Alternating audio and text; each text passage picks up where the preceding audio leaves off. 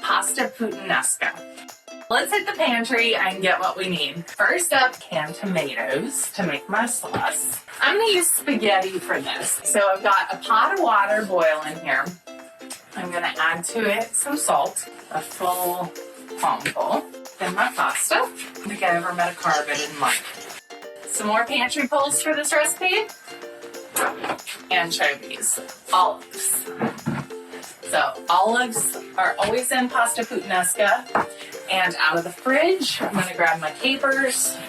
So first step, I'm just gonna put in a generous glug of olive oil. Then I'm gonna add in my anchovies.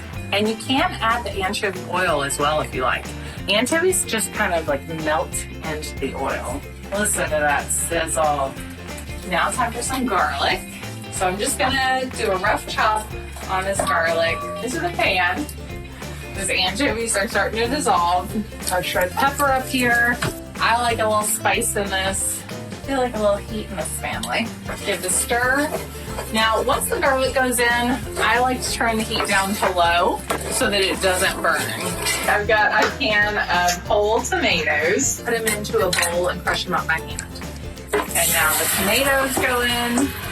And we're just gonna let that simmer. And now we're gonna add even more flavor to this pasta. Black olives. Okay, just a rough chop on them, straight in. And now some capers. I love capers. A little goes a long way when it comes to caper. So I'm just putting it all in. Add some freshly ground black pepper. I'm gonna turn the heat up just a little, so I want the sauce to start to thicken up. And then I'm gonna add a little salt. Now remember, we've added a lot of salt to this between those olives and capers. So you wanna just kind of taste your pasta sauce as it cooks and see how it goes. When the pasta's just about done, I get some water.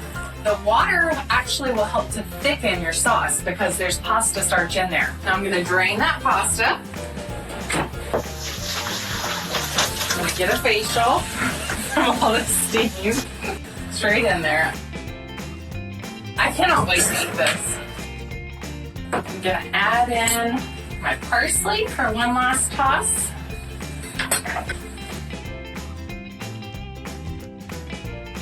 Oh.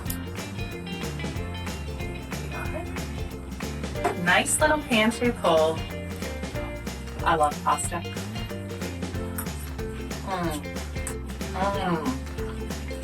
That was pretty good if I do say so myself.